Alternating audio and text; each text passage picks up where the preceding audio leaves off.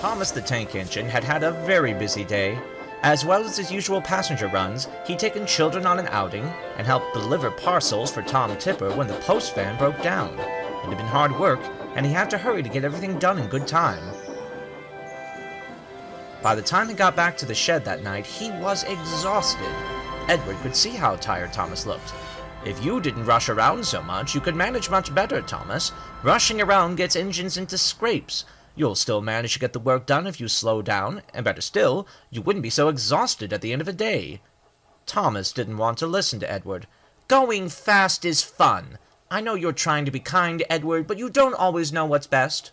"Going fast can be fun," agreed Edward, "but sometimes it can lead to trouble." "Stuff and nonsense," said Thomas cheekily, and went to sleep instead. But the next morning, Thomas still felt tired when his driver came to start work. As he set out on the branch line with Annie and Clarabelle, the two coaches seemed heavier than usual. He had to puff as hard as he could when climbing over the hill before the airfield station, and by the time he rolled over the top, he was almost out of puff. "Maybe Edward was right," Thomas wheezed, and slowed down just a little bit for the rest of the journey. No one seemed to notice, and Thomas still finished his journey right on time. He was pleased. On the return journey to the junction, Thomas continued at the same pace, and he found himself enjoying his run even more. He whistled to people at fences, smiled at the birds in the sky, and even found time to say hello to some cows in the field beside the line. "This is lovely," he puffed to himself. Then there was trouble. Up ahead at the level crossing, a lorry was stuck on the line. One of its wheels had come off, and the vegetables it was taking to market were everywhere. Thomas had to stop before he collided with it. He braked as hard as he could. His brakes squealed as he went slower and slower, but the lorry got closer and closer.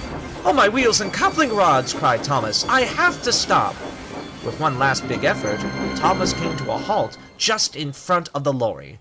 "Well done, Thomas!" cheered the driver. "You stopped just in time. What a clever engine you are!" The lorry driver thought so too. "If you hadn't stopped in time, there could have been a very nasty accident." The passengers leaned out of the windows, cheering and clapping for Thomas. He felt very proud of himself, and it was all because he'd listened to Edward. That night, Thomas apologized.